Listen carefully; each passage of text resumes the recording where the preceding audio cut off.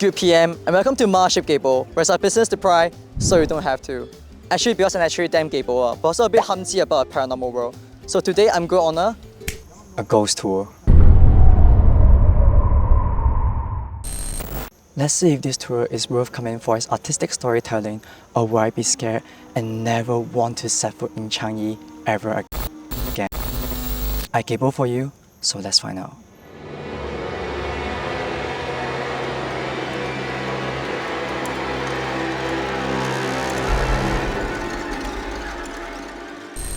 How am I feeling? I'm not scared. Okay, I'm not really scared. I don't know what to expect. I just hope that at some point there isn't like paranormal things happen. Like if a door swings by itself, you can explain by the wind, right? But if it's like a wall tile just falls off by itself, or like some doors just lock us in, like, or just shut down by itself and lock, and there's some voice on top just says, let's play a game. Like, that's a whole another thing. So like, I don't know. Just wish me luck. Let's go. I don't know. My name is Eugene Tay. I'm Jonathan Lim. We're hosting Supernatural Confessions Friday Night Live, and this walk was created by both of us, and we're very proud and happy to bring you on tonight's adventure. The thing about Changi is what we have today is going to change, but the shadow of Changi is still as dark as it once was. We are going to explore the spirits, the superstitions, the folk tales, the legends that make Changi such a supernaturally supercharged place. Let's walk. Come.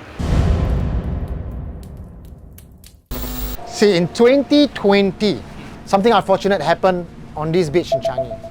3 boys went to play in the sand. They walked 5 meters from the shoreline to wash the sand off their body when something dragged them into the water.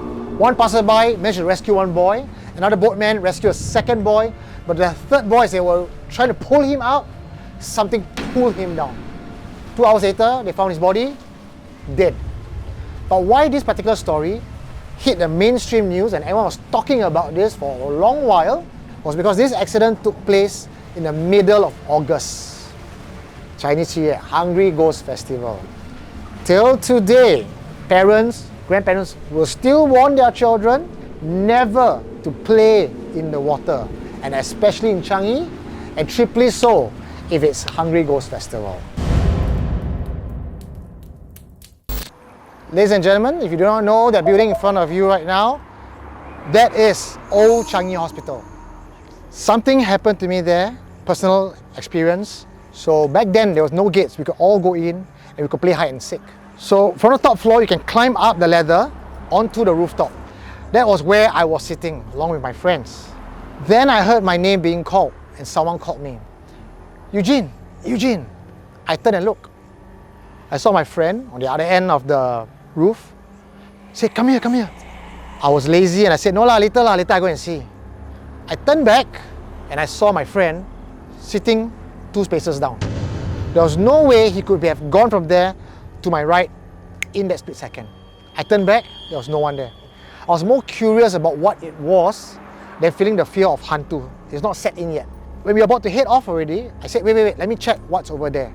I walked there with my torch, and that's when I spotted the roof area of that spot had collapsed.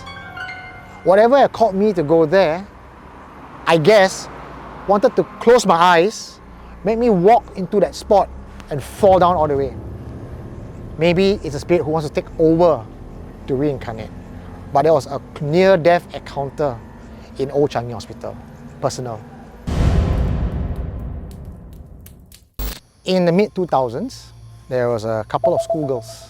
They fell in love with each other, lesbian relationship. Their parents did not approve of their relationship. So they decided, if we cannot be together in this life, we shall be together in our next life. So they went onto internet, they Googled how to conduct some rituals and how to take their own life, and they actually emulated the exact suicide pact of 2 Taiwanese girls.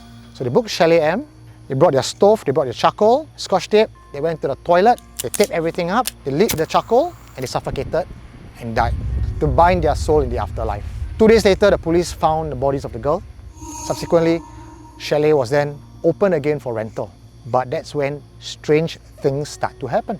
People will complain of cold spots in the toilet. Shower, they feel like someone's looking at them. The complaints were so many and so often that the government decided to call spiritual masters down. So many spiritual masters have came down to try to clean up this place. But all of them walked away and said, we don't want to do the job. Subsequently, they just shut down the whole place. So we spoke to some of these supernatural spiritual masters, and we found out a bit more about what went on during the cleansing process. They would speak to the spirit of the girls, and the girls would beg the masters, please don't exorcise this place. If you break our spell, we will cross over and be separated. We'd rather be stuck here for eternity, but at least we are together. I mean, okay, this particular story is quite moving, you know, and I think for me, most ghost stories, if you go to the heart of it, it's a human story. It's about human passions, human desires, human disappointments, right? And I think it's quite beautiful in a way that even our very urban and very official system that we have here still manages to find an excuse to keep this love story protected, locked up, quietly, you know, abandoned, for them to enjoy the little paradise that they found.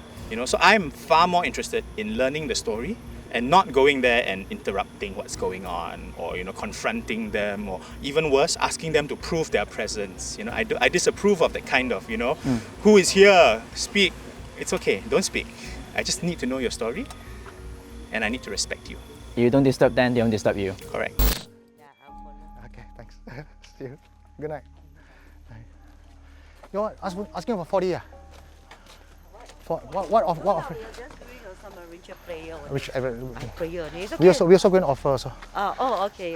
This is our type lah. Yeah. Okay.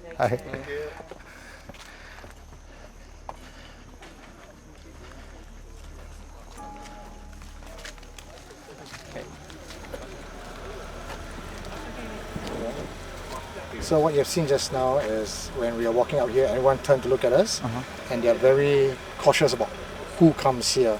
The reason for that is this is a common spot that not many people know unless you're in the scene, the supernatural scene. It's a hot spot. There's two entrances. There's the main entrance, and this is the back gate. But why they even built this, officially built a place for offerings and burnings, is because even the spiritual practitioners feel that this is a place where there's the most spirits. And you'll see all these flags that are hanging there, and all that. The Tibetan flags is meant to give out compassion to the spirits of this area. So we offer them incense and offer them the burnt joss paper. It's a time-to-time thing, like when they would come here, whenever they need something, they need blessing. So just now what you saw, there was a monk.